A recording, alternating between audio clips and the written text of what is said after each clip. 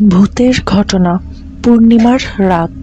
কথা ও কণ্ঠে সানজিদামন। সেদিন ছিল পূর্ণিমার রাত। রাত প্রায় ৩টা বাজে। আমি গভীর মনোযোগ দিয়ে পড়ছিলাম। বাসার সবাই ঘুম। হঠাৎ ছাদ থেকে ধূপ করে শব্দ ভেসে এলো। বিকেলবেলা আমরা ছাদে খেললে যেমনটি শব্দ হয় ঠিক তেমনটি। আমি বেশ অবাক হলাম। এত রাতে ছাদে আবার কে খেলছে? কাকু আর আমি একই রুমে থাকি।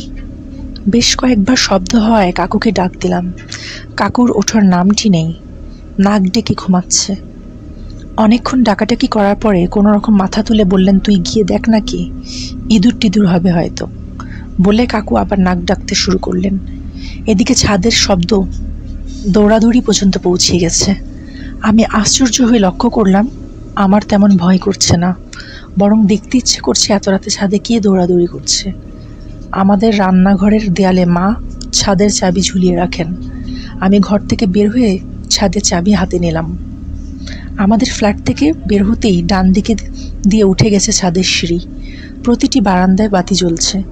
৩ তলার বারান্দায় ঘুরে ছাদের সিঁড়ি। আমি ছাদের সিঁড়িতে ওঠার পর আমার কোনো ভয় লাগছিল না। ৩ তলা থেকে ছাদের দরজা দেখা যায়, বন্ধ দরজা, তালা দেখা যাচ্ছে। তবে ছাদে শব্দ করছে কে? আমি ছাদের তালা খুলে ফেললাম। ছাদের আলোয় ছাদ ভেসে যাচ্ছে, ছাদের আলোয়।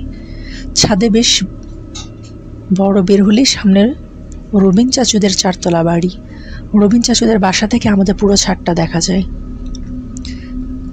ছাদের মাথা ও মাথা বেশ ভালো করে দেখলাম, কেউ নাই। আমি বেশ অবাক হলাম, তাহলে শব্দ করলো কি? পানির ট্যাঙ্কির ওপর দেখলাম, না, কেউ নেই। এবার কিন্তু আমার গা বেশ কেমন ছমছম করছে। আশেপাশের বাড়িগুলোর দিকে বেশ কয়েকবার তাকিয়ে আমি নিচে নেমে এলাম। ঘরে এসে ঢকঢক করে 2 গ্লাস পানি খেলাম। এমনিতে আমি বারবার হিসু পাই বলে রাতের বেলা পানি কম খাই, কিন্তু সেদিন তেষ্টা যেন আর মিটছিল না। দ্বিতীয় গ্লাস পানি শেষ করার মুহূর্তে আবার ধূপ শব্দ ভেসে এলো। আমি গ্লাসটা রেখে উঠে পড়লাম। ছাদের সিঁড়িতে এসে দেখি ছাদ তালা মারাই আছে, দরজা বন্ধ, কিন্তু দরজার ওপাশে কে যেন দৌড়াচ্ছে। আমি ভয়ে তালা খুলে ছাদে এলাম। আবারও চাঁদের আলোয় চোখ ভেসে গেল।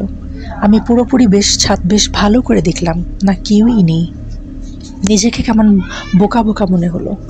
নিজেকে সান্ত্বনা দিলাম, হয়তো রাত জেগে পড়ার ফলে উল্টাপাল্টা শব্দ শুনছি। ছাদে তালা দিয়ে নামার জন্য পেছন ঘুরতে চমকে উঠলাম।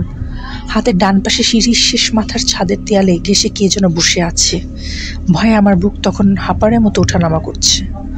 আমি কোনো রকম জিজ্ঞাসা করলাম, কে ওখানে? হালকা আলো স্পষ্ট দেখা যাচ্ছে, 2টো হাঁটুর মাঝখানে মাথায় রেখে কে যেন বসে আছে। ছোট্ট শরীরটা দেখে 8-10 বছরের বাচ্চা বলে মনে হলো।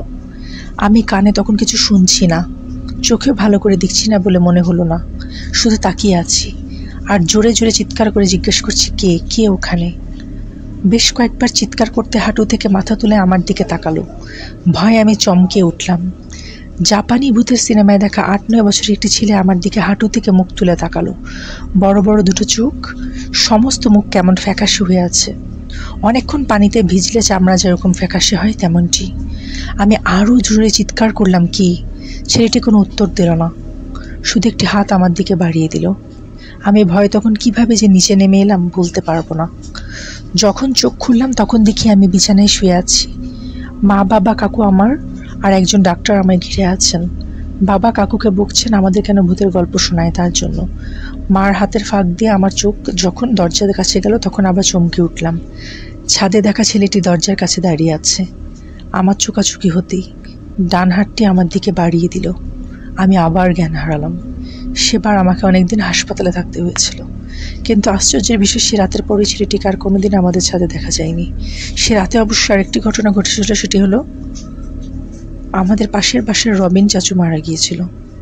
ভালো মানুষ হঠাৎ নাকি কি দেখে খুব ভয় পেয়েছিল। ঘটনাটি ভালো লাগলে লাইক এবং সাবস্ক্রাইব করে পাশে থাকবেন।